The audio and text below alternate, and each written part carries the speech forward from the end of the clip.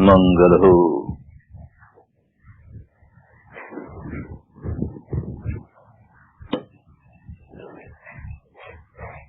कल्याण हो। मंगल हो, कल्याण हो।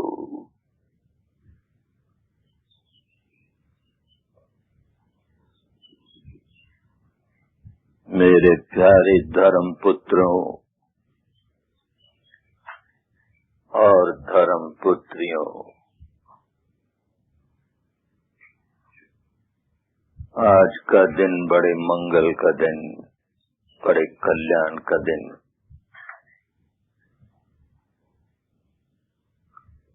और सबने मिलकर बड़ा मंगलमय निर्णय किया, बड़ा कल्याणमय निर्णय किया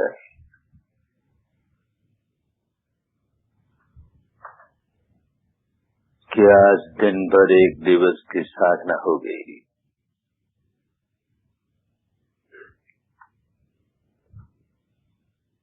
इससे बढ़कर भगवान बुद्ध का और कोई सम्मान नहीं,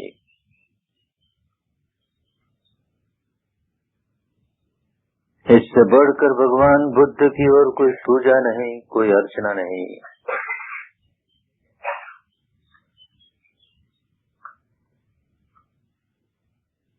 उन्होंने हमारे कल्याण के लिए हमें जो कुछ सिखाया,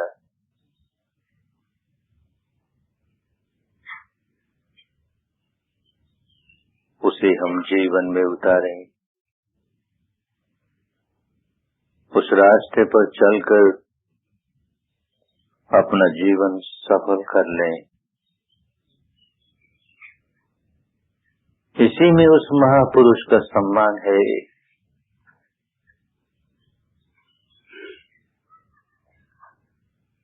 उसे याद करके हाथ जोड़कर नमस्कार करना कोई बुरी बात नहीं है। उसके प्रति मन में श्रद्धा जगाना कोई बुरी बात नहीं है।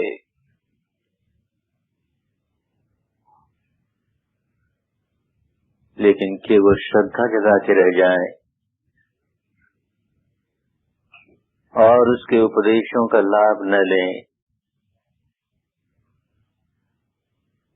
तो हानि अपनी ही हुई।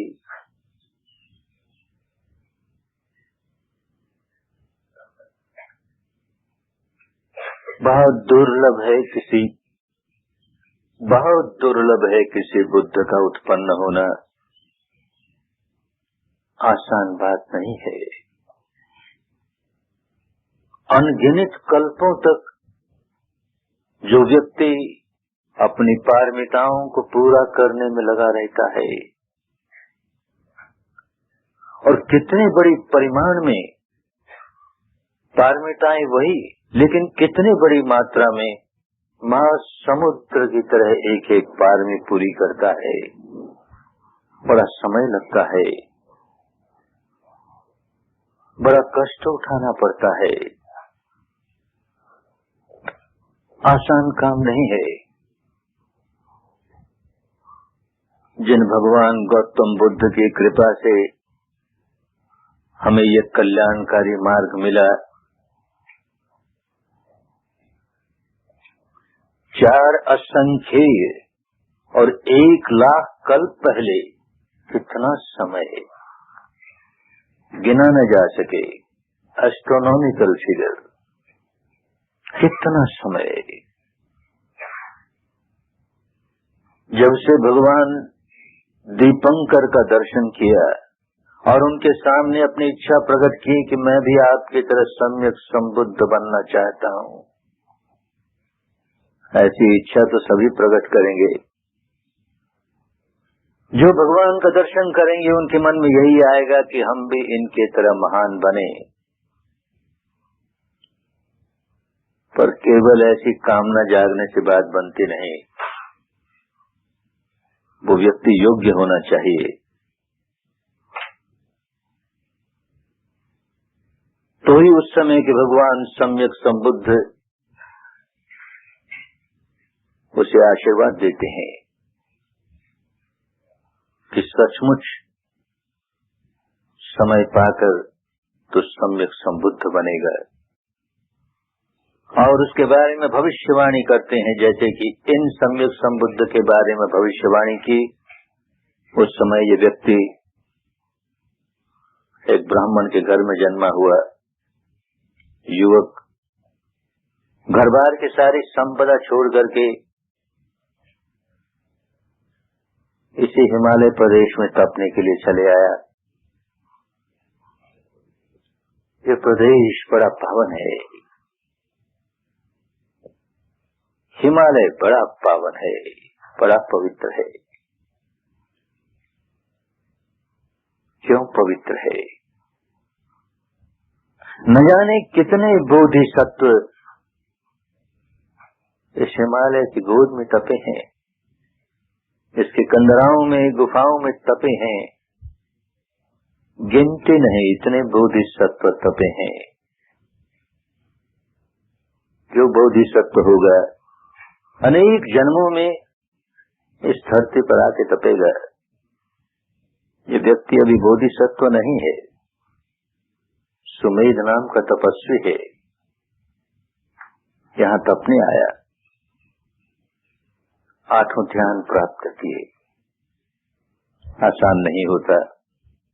8 ध्यानों में पारंगत हुआ, 5 प्रकार की सिद्धियों में पारंगत हुआ, और उसका भाग्य जागा कि इसे छोड़ करके जब मैदानों में गया तो ऐसे गांव में से गुजरा जहां भगवान दीपंकर सम्यक संबुद्ध पधारे, वहां उनके संपर्क में आया। तो जैसे औरों के मन में भावना जागती है, उसके मन में भी जागी कि मैं भी कभी सम्यक संबुद्ध बनूं।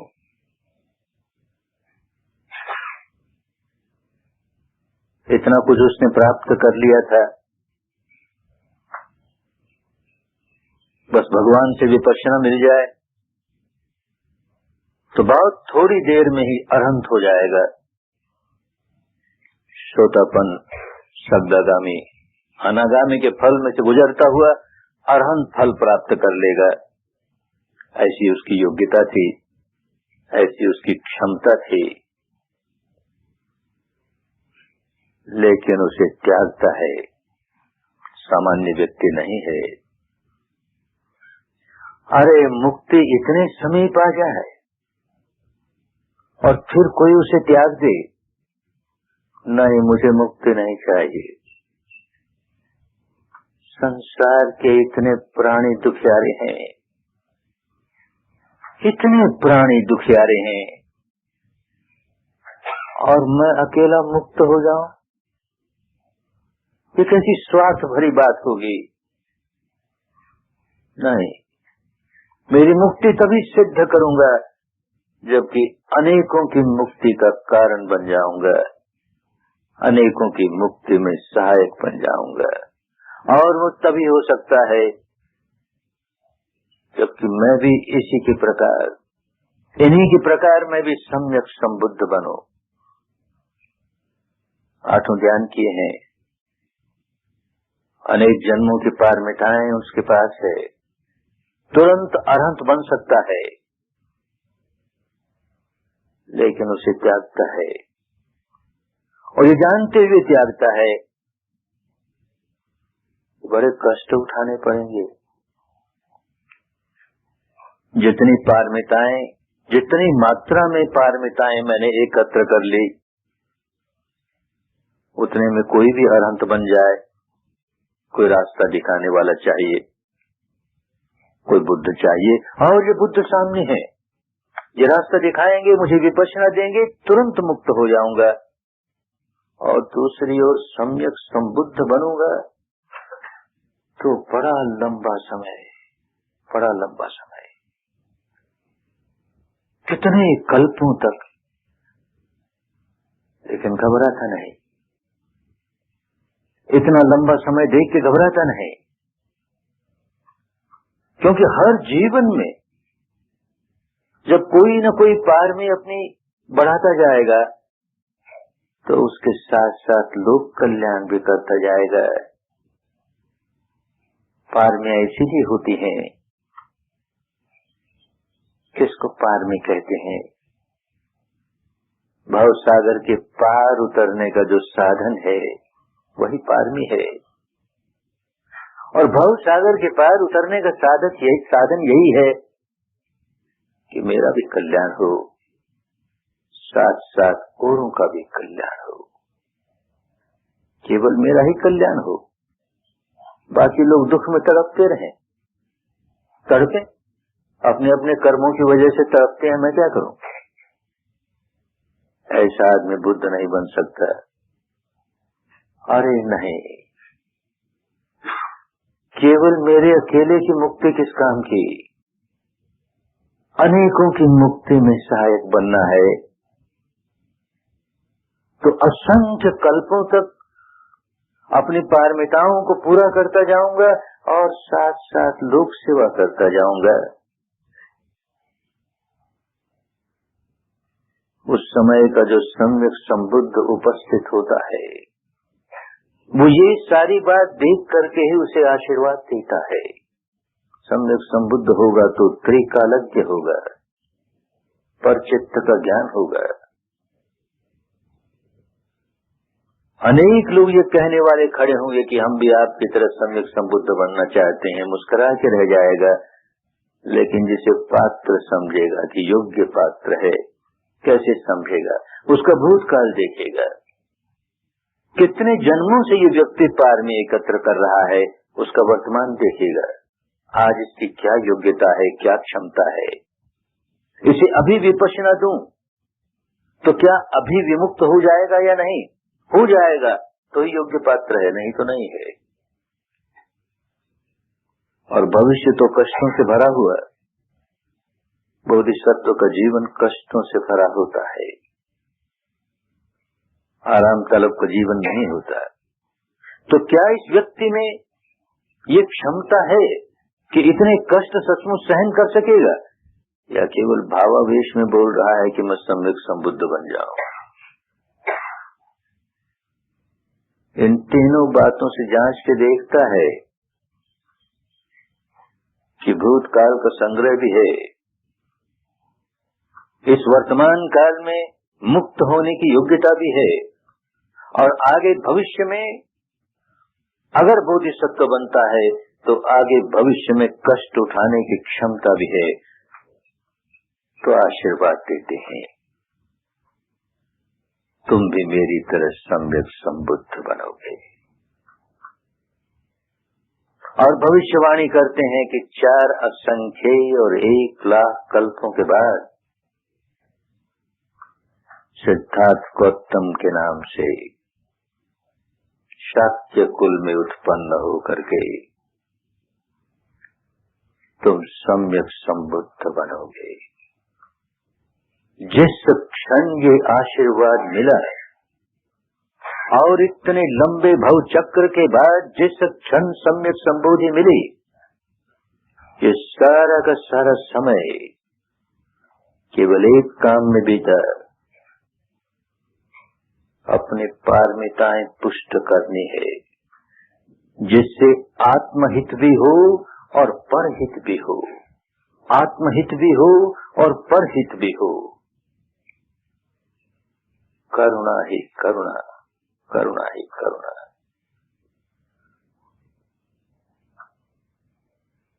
पर कल्याण के लिए, लोक कल्याण के लिए, दुखियारे लोगों को दुख से बाहर निकलने का रास्ता मिल जाए, केवल यही एक भाव लेकर के जन्म पर जन्म, जन्म पर जन्म मनुष्य जन्म में जन्मता है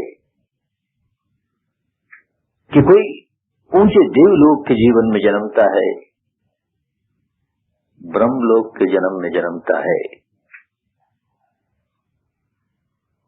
या कभी बहुत नीचे गिरे हुए प्राणियों की सेवा करने के लिए नीची योनि में भी जन्मता है। लक्ष्य तो एक ही है, कैसे औरों का कल्याण हो। केवल मेरा ही कल्याण हो के न रह जाए, कैसे औरों का कल्याण हो। ऐसा व्यक्ति जब पकता है तो ऐसा पकता है कि इसके आगे और पकने की कोई गुंजाइश नहीं। एक प्राणी इससे ऊंची अवस्था प्राप्त कर नहीं सकता, ऊंची से ऊंची अवस्था प्राप्त करता है। चित्त नितांत निर्मल हो जाता है, नितांत निर्मल हो जाता है, अनंत मैत्री से भर उठता है, अनंत करुणा से भर उठता है, अनंत मुदिता से भर उठता है, अनंत उपेक्षा भाव से भर उठता है।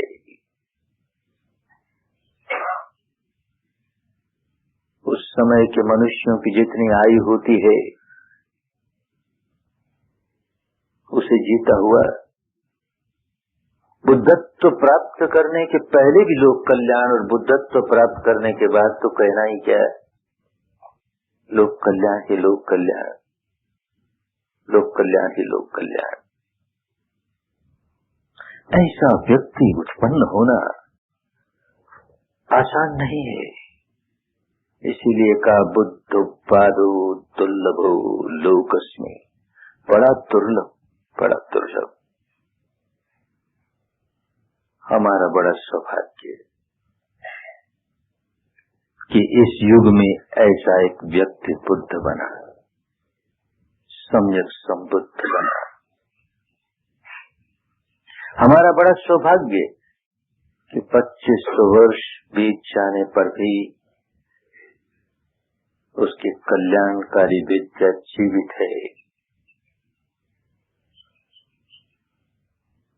परियत्य के रूप में ही नहीं, प्रतिपत्ति के रूप में भी, प्रतिवेदन के रूप में भी।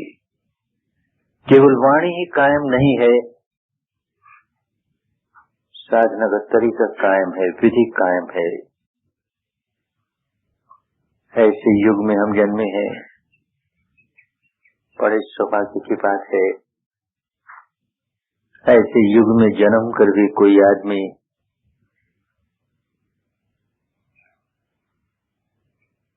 उसके बताए हुए मार्ग पर चलकर अपना कल्याण नहीं साधे तो अभागा ही है ना। उससे बढ़कर और कौन अभागा होगा। प्यासा आदमी जन्म जन्म के प्यास लिए चल रहा है, कितने जन्मों के प्यास लिए चल रहा है, और सौभाग्य से अब गंगा के तट पर आ गया। पास शीतल गंगा बह रही है, निर्मल गंगा बह रही है, वो अपनी प्यास बुझा सकता है, पर नहीं बुझाए तो इसमें गंगा का क्या दोष। वो तो अपना निर्मल जल प्रवाहित करती ही रहती है, लोगों को आह्वान करती रहती है, अरे दुनिया के प्यासे लोगों आओ, मेरे शीतल जल को पियो, अपनी प्यास बुझाओ, अपने दुखों से मुक्ति पाओ। कोई उस आवाज को, कोई इस आह्वान को सुने नहीं, और सुने तो भी समीप जाकर के पानी पिए नहीं, तो गंगा का क्या दोष, वो तो बहती ही है। धर्म का क्या दोष, वो तो बांटता ही है। लेना हमारा काम है, स्वीकार करना हमारा काम है, प्यास बुझाना हमारा काम है। तो सौभाग्य की बात कि हमने प्यास बुझाने का काम शुरू किया, भगवान के बताए हुए रास्ते पर डगमगाते हुए चलना तो शुरू किया। रास्ता लंबा है, लंबा है, पर कितना ही लंबा रास्ता क्यों न हो, लंबे से लंबा रास्ता पहले कदम से शुरू होता है। जो उस रास्ते पर एक कदम चल लेगा उससे आशा की जा सकती है कि दूसरा कदम भी उठाएगा, तीसरा भी उठाएगा। यूं कदम कदम चलते हुए अंतिम लक्ष्य तक पहुंच जाएगा। तो चलना तो शुरू किया, कोई बेचारा चले ही नहीं। रास्ता तो है, दिखता है। ये रास्ता मुक्त अवस्था तक पहुंचाएगा ये भी दिखता है। बात समझ में आती है, बुद्धि के स्तर पर समझ में आती है, श्रद्धा भी जागती है, पर कोई चले नहीं। तो बेचारे मार्ग का क्या दोष है? वो तो कहता आओ चलो इस पर, मुक्त अवस्था तक पहुंच जाओगे, अपनी मंजिल तक पहुंच जाओगे। बड़ा अभागा है, प्यासा हो और पास बहती हुई गंगा का एक चुल्लू पानी भी नहीं पिए। बड़ा अभागा है, मुक्ति का मार्ग सामने है और उस पर एक कदम भी नहीं चले। बड़ा अभागा है। तो अभागे नहीं हो, मुक्ति के रास्ते पर चलने के लिए कमर कसी है। बस चलना ही चलना है, चलना ही चलना है। एक बात खूब अच्छी तरह समझ लेनी चाहिए कि कोई व्यक्ति सम्यक संबुद्ध होता है तो वो कोई संप्रदाय नहीं स्थापित करता। वो इस बात की गिनती नहीं गिनता कि कितने लोग अपने को बौद्ध कहने लगे, उसे क्या लेना देना है। वो यही देखता है कितने लोग अपने दुखों के बाहर निकलने लगे, कितने लोगों ने कल्याण का रास्ता अपनाया। बस इसी करुण चित्त से बांटता है। संप्रदाय स्थापित करके उसे क्या मिलने वाला है? संप्रदाय तो उसके बाद स्थापित करने वाले करते हैं, ना समझी से करते हैं। बुद्ध को इसकी अपेक्षा नहीं, वो धर्म स्थापित करता है। कल्याण धर्म से होगा, संप्रदाय से नहीं। जो व्यक्ति सम्यक संबुद्ध होता है वो धर्म स्थापित करता है, शुद्ध धर्म स्थापित करता है। क्या शुद्ध धर्म होता है? तो उदाहरण देकर समझाता है।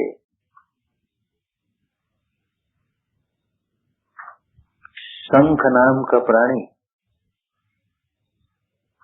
समुद्र में रहने वाला एक प्राणी, शंख मर जाता है तो पर उसका मुर्दा शरीर समुद्र के तट पर आ लगता है। उसकी बनगत ही ऐसी होती है कि हड्डियों के एक ढांचे में जब उसे कोई संकट मालूम हो तो अपने आप को उसमें छिपाता है। तो उसका सारा मांस कम है और वो हड्डी की खोल ज्यादा बड़ी है। प्रकृति ने ऐसा ही बनाया उसे। मर गया, अब उसकी मांस की पुंज निर्जीव है, सड़ने लगती है। तो जिसे उस शंख का उपयोग करना होता है वो किसी चाकू से उस मांस को उतारता है, सड़े हुए मांस को उतारता है, छीलता है। और यूं छीलते छीलते शंख बिना किसी मरे हुए मांस के, माने बिना किसी मैल के, बड़ा स्वच्छ, बड़ा निर्मल। तो उदाहरण देकर समझाते हैं कि छिले हुए शंख की तरह निर्मल है। मैल नहीं उस पर, और मैल लगता भी नहीं।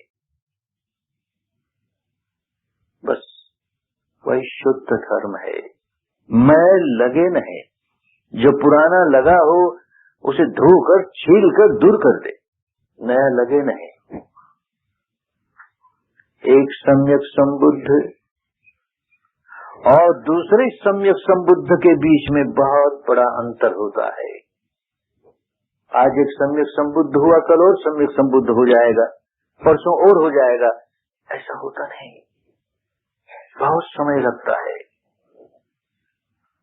तो एक सम्यक संबुद्ध के बीच दूसरे सम्यक संबुद्ध और एक सम्यक संबुद्ध के बीच का जो अंतराल है, उसमें धर्म दूषित होने लगता है। कोई सम्यक संबुद्ध शुद्ध धर्म सिखाता है, धीरे धीरे धीरे लोग भूलते जाते हैं, शब्द वही कायम रह जाते हैं पर उनके अर्थ बदल जाते हैं, उसमें तरह तरह का सम्मिश्रण होने लगता है, गंदगी आने लगती है। जैसे इस हिमालय पर से गंगा निकलती है, कोई गंगोत्री गया होगा तो देखा होगा, गंगा हिमालय से निकलती है तो कितनी निर्मल है, अरे कितनी पारदर्शी है, पैंडे तक का एक एक पत्थर दिखाई देता है, इतनी पारदर्शी है, इतनी निर्मल है। वही गंगा है, गंगा का वही शुद्ध जल है, इन पहाड़ों की ऊंचाइयों से गिरते गिरते गिरते मैदान में जा गिरा, और जब आगे बढ़ने लगी गंगा तो इधर से कोई नाला आके मिला, उधर से कोई नाला आके मिला, इधर से कोई गंदगी आके मिली, उधर से कोई गंदगी आके मिली, और गंगा सागर तक पहुंचते पहुंचते तो गंदगी का ढेर। वो निर्मल जल कितना मैला हो गया, कितना मैला हो गया। बस यही होता है, एक सम्यक संबुद्ध धर्म को शुद्ध रूप में लोगों को देता है, समय बीतता जाता है और उसमें मैल आते जाते हैं। और जब कोई दूसरा सम्यक संबुद्ध जागृत होता है, सम्यक संबुद्ध बनता है, तो ये सारा मैल दूर करता है, फिर उसका शुद्ध रूप हमारे सामने रखता है। शुद्ध रूप क्या रखता है? धर्म का मैल क्या हो जाता है? वो उसे सद्धर्म कहता है। सद्धर्म, सत्य ही धर्म है, इस माने में सद्धर्म। कोई सम्यक संबुद्ध होगा, सद्धर्म ही सिखाएगा।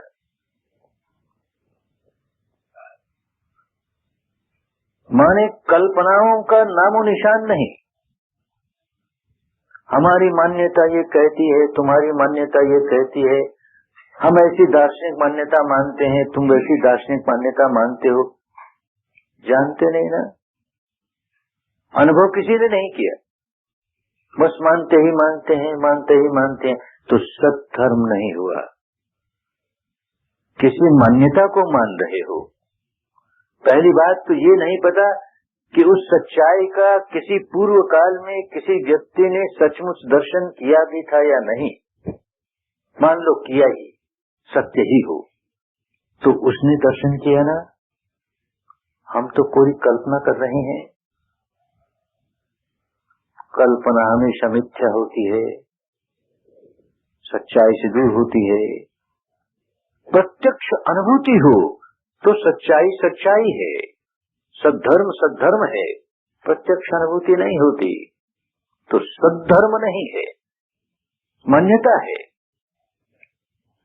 तो भगवान गौतम बुद्ध की शिक्षा को भी केवल मान्यता बना दें तो सद्धर्म कहाँ हुआ? मिथ्या धर्म हो गया ना।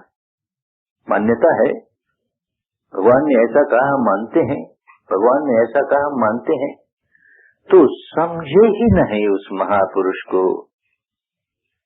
जानतो पश्यतो भगवा धम्मं देशे, स्वयं जान करके विपश्यना द्वारा स्वयं अनुभूति पर उतार करके कोई भगवान होता है तो वो धर्म देता है लोगों को, और लोगों से कहता है कि तू भी जान, विपश्यना द्वारा तू भी जान, पस जाने भरा पड़ा है सम्यक संबुद्ध की शिक्षा में ये दो शब्द जुड़े हुए, पस जाने। मान मत, केवल मान लेने से तुझे कुछ नहीं मिलेगा, जीवन धोखे में चला जाएगा।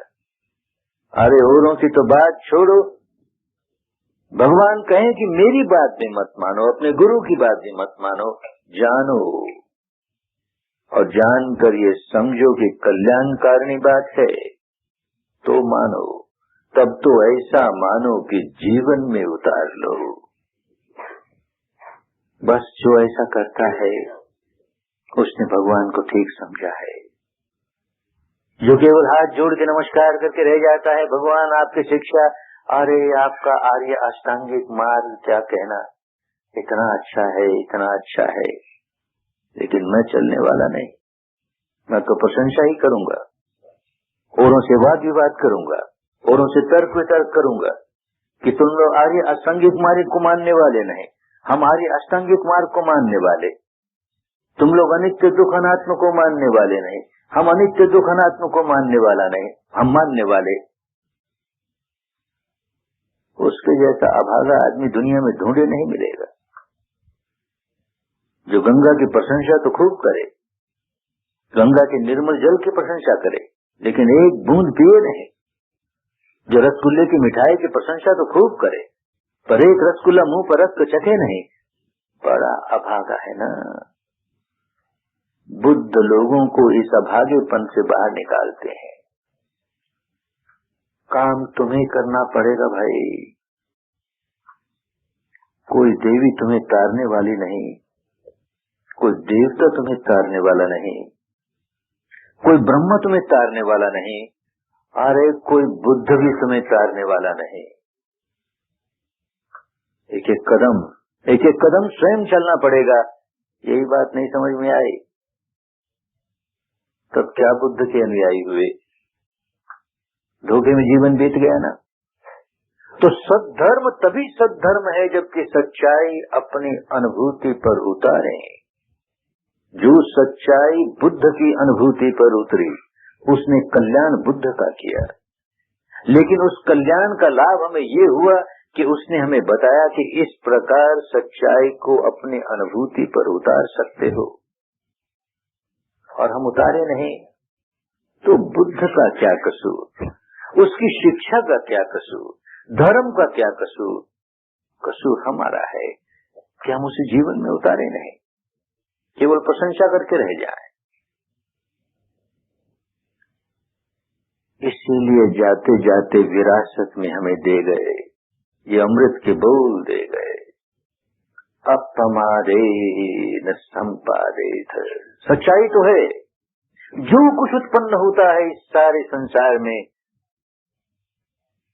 भौतिक या चैतसिक, नाम या रूप, जो कुछ उत्पन्न होता है नष्ट होने के लिए उत्पन्न होता है। वो व्यय धर्म है, वो क्षय धर्म है, वो अनित्य धर्म है, वो जरा धर्म है, वो मरण धर्म है, वो विनाश धर्म है। ये कुछ सिद्धांतों की बात नहीं है, ये कोई फिलोसफी की बात नहीं है, ये सच्चाई है जो उस महापुरुष ने स्वयं अपनी अनुभूति पर उतारी, और ये सच्चाई है जो हर व्यक्ति को अपनी अनुभूति पर उतारना होता है। कल्याण तभी होता है, अन्यथा अपने आप को हजार बुद्ध के अनुयायी कहते रहें, हजार बुद्ध के प्रशंसक कहते रहें, हजार बुद्ध के भक्त कहते रहें, कल्याण होने वाला नहीं है। उस व्यक्ति ने सच्चाई को किन गहराइयों से ढूंढ निकाला। गंगा का पानी बड़े शुद्ध रूप में चला, गंगा सागर तक आते मैला हो गया, लेकिन वो पानी उसमें है। हिमालय से निकला हुआ पानी गंगा सागर तक बह रहा है। गंदगी इतनी आ गई कि पहचान में नहीं आता और हमारा लाभ नहीं कर सकता। गंदगी निकालते वही पानी बड़ा कल्याणकारी। भूलते चले जाते हैं लोग, एक बुद्ध से दूसरे बुद्ध के बीच में कर्मों को महत्व देते हैं। बुद्ध कर्मों को महत्व देता है, तुम अपने कर्म के ही औलाद हो, तुम अपने कर्म के ही उपज हो, अपने कर्म के ही संतान हो। अच्छा बुरा जो कुछ भुगत रहे हो अपने कर्मों की वजह से भुगत रहे हो। ये प्रकृति का पता बताया नियम है। कोई बुद्ध उसे अनुभूति से जान लेता है, लोगों को कहता है। ये बात छनती हुई चलती है। कर्मों का बड़ा महत्व है, कर्मों का बड़ा महत्व। अच्छे कर्म करेंगे अच्छे फल मिलेंगे, बुरे कर्म करेंगे बुरे फल मिलेंगे। एक बुद्ध नहीं होता तो भी ये बात चलती है। मैल आ जाता है उसमें। क्या मैल आ जाता है? बेचारा दुर्बल मानव, कोई उसके कान में आके कह दे कि तूने अनेक जन्मों में बहुत पाप किए, इस जन्म में भी किए, और तू इतना कमजोर आदमी, तू ये समझे कि सारे पाप तो खुद ही धो लेगा। अरे कैसे धो लेगा? वो जो देवी है ना, वो जो देवता है ना, वो जो ईश्वर है ना, वो जो परमात्मा है ना, बस वो सारे पाप धो लेगा तेरे। वो तेरे सारे दुष्कर्मों से तुझे मुक्त कर देगा बिना ही फल भोगे हुए। उसकी कृपा चाहिए, उसकी करुणा चाहिए। उलझ गए? कर्म सिद्धांत को मानते हुए उलझ गए, उसमें एक मैल चढ़ा लिया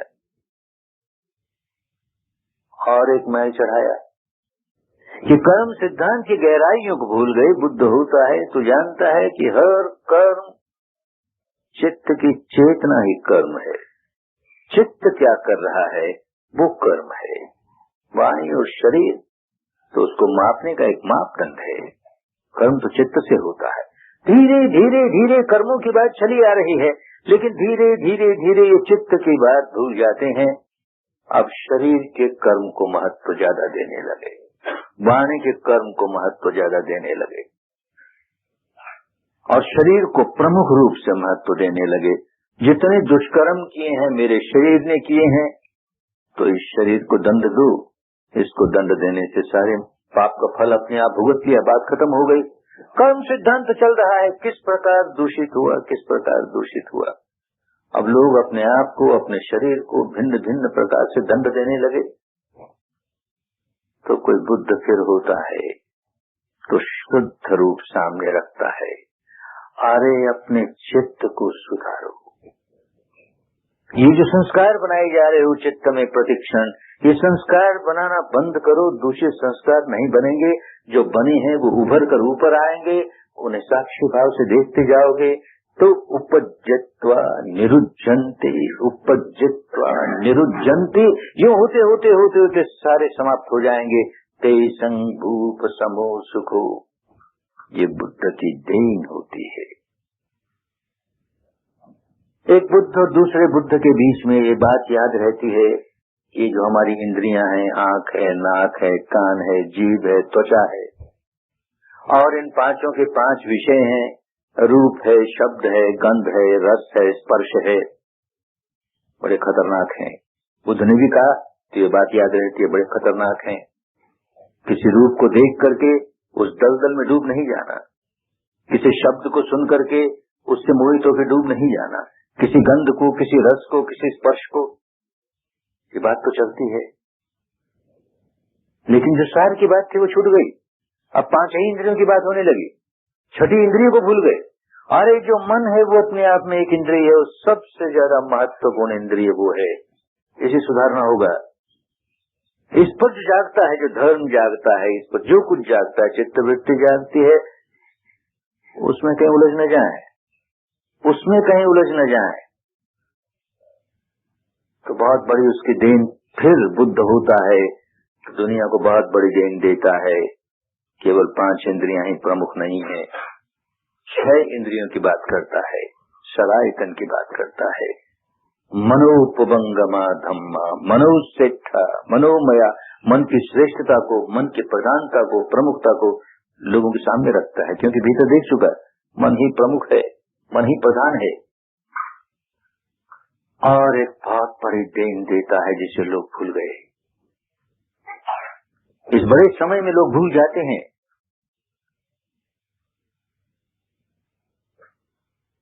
6 इंद्रियां और उनके 6 विषय उनका जब स्पर्श होता है तो शरीर पर एक संवेदना होती है। ये जो तुम्हें राग जागता है कि द्वेष जागता है, वो शरीर की संवेदना पर जागता है। बुद्ध के पहले ये बात सारा मानव समाज भूल गया था।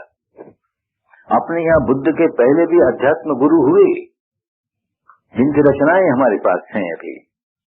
बुद्ध के समय भी धर्म गुरु हुए, बुद्ध के बाद भी धर्म गुरु हुए। ये बात छूट गई। सब यही कहेंगे 5 इंद्रिय की जगह 6 भी मान ली तो इंद्रिय और इंद्रियों का विषय, इनकी वजह से राग जागता है, द्वेष जागता है। इंद्रियों का विषय अच्छा लगता है, राग जागता है। इंद्रियों का विषय बुरा लगता है, द्वेष जागता है। ये बात सब करेंगे। बुद्ध होगा कहेगा नहीं, सलायतन पक्षय फस 6 इंद्रियों का स्पर्श होता है, इंद्रियों और इंद्रियों के विषय का स्पर्श होता है। फस पक्षय वेदना, और स्पर्श होते ही शरीर पर एक संवेदना होती है। शरीर पर संवेदना होती है, उसे मन महसूस करता है, दोनों साथ साथ चलते हैं। संवेदना शरीर पर होती है। वेदना पक्षया कणा, ये जो वेदना होती है उसको सुखद मान करके राग की तृष्णा जागती है, उसे दुखद मान करके द्वेष की तृष्णा जागती है। सुखद होता है तो उसे बटोरे रखने की तृष्णा जागती है, दुखद होता है तो उसे दूर करने की तृष्णा जागती है। ये बुद्ध की देन है और विपश्यना द्वारा यही देन हमारा कल्याण करती है। इसे भूल जाएं तो सब कुछ भूल गए। कितनी बातें करते रहो बुद्ध के नाम पर, कितने शास्त्र लिखते रहो बुद्ध के नाम पर, कितना अपने आप को बौद्ध कहते रहो, बुद्ध के अनुयायी कहते रहो, बुद्ध के भक्त कहते रहो, बुद्ध के प्रशंसक कहते रहो, कुछ नहीं मिला, जरा भी नहीं पाया। ये जो इतनी बड़ी खोज उस आदमी ने की कि किस प्रकार इंद्रियों का विषयों से संपर्क होता है और उसकी वजह से एक संवेदना शरीर में जागती है, राग वहां जागता है। ये तो ऊपर ऊपर से लगता है कि एक रूप देखा, वो अच्छा लगा तो राग जागा, बुरा लगा तो द्वेष जागा। शब्द कान में आया, अच्छा लगा तो राग जागा, बुरा लगा तो द्वेष जागा। ये तो बड़ी ऊपर ऊपर की प्रगट सत्य, भासमान सत्य है, समृद्धि सत्य है। वास्तविक सत्य ये है कि संवेदना जागी और वो प्रिय लगी तब राग जागा, संवेदना जागी वो अप्रिय लगी तब द्वेष जागा।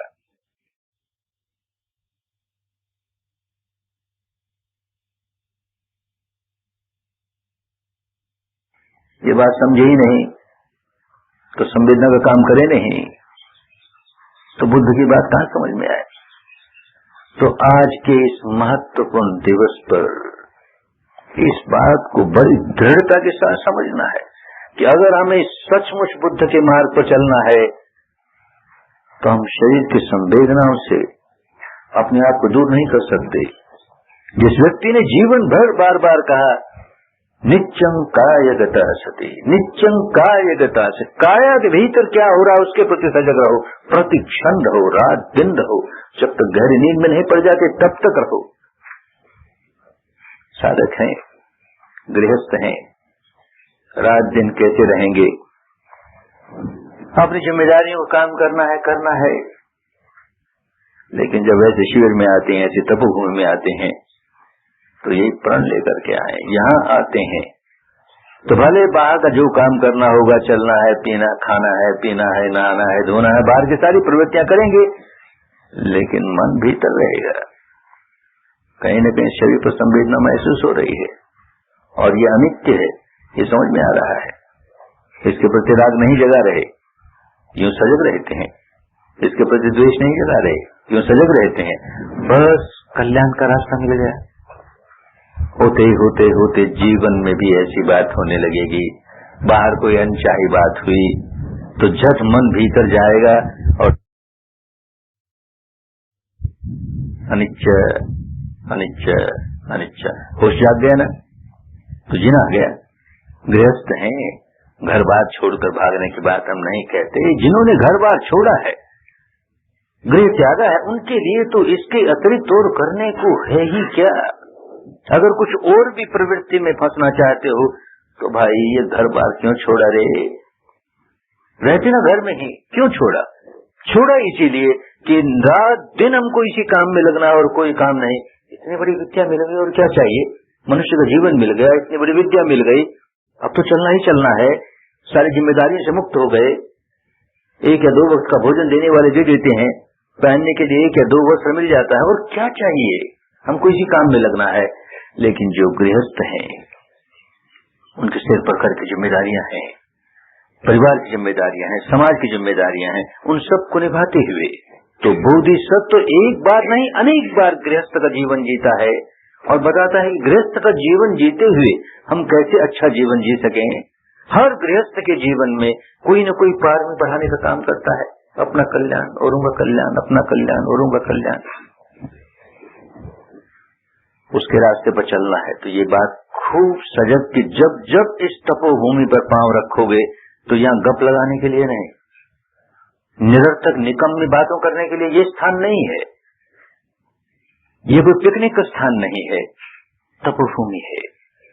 जितनी देर यहाँ रहते हुए अपने भीतर संवेदना जगा करके अनित्य बोध जगा रहे हैं, उतनी देर अपनी ओर से इस धरती को कंट्रीब्यूशन दे रहे हैं धर्म का। इसकी तरंगें और तेज हुई जा रही हैं, और तेज हुई जा रही हैं। जितने लोग गंभीरता के साथ इस धरती पर तपेंगे, तप रहे हैं, ये धरती तपती जाएगी, तपती जाएगी, अरे बड़ा कल्याण होगा। इसी पीढ़ी के लोगों का जो इस देश में इस स्थान पर आके तपेंगे, केवल उनका ही कल्याण होकर नहीं रह जाएगा, पीढ़ी दर पीढ़ी, पीढ़ी दर पीढ़ी, सदियों तक ये धरती लोक कल्याण करने वाली है। सामान्य बात नहीं होती, कोई बुद्ध जन्मता है तो सामान्य बात नहीं होती, बोधि प्राप्त करता है सामान्य बात नहीं होती, लोगों को धर्म सिखाने लगता है सामान्य बात नहीं होती। इसी तरह धर्म की कोई तपोभूमि तैयार होती है, सामान्य बात नहीं होती, बड़ी असामान्य बात है, बड़ी असाधारण बात है। इस धरती को अपना दान दें, रुपये पैसे वाले दान की बात नहीं कहता, इस धरती को शुद्ध तरंगों की दान दें। यहाँ आकर के निकम में काम में नहीं लगेंगे, ये संकल्प लें। इस धरती पर आए हैं तो धर्म की ही बात, धर्म का ही काम, धर्म का ही ध्यान, ताकि इसकी तरंगें खूब तेज हों, खूब तेज हों, और आगे आने वाली पीढ़ियां इसका लाभ उठाए। खूब मंगल हो, खूब कल्याण हो, खूब स्वस्थ मुक्ति हो, खूब स्वस्थ मुक्ति हो। भवतु सर्व मंगलम्, भवतु सर्व मंगलम्, भवतु सर्व मंगलम्।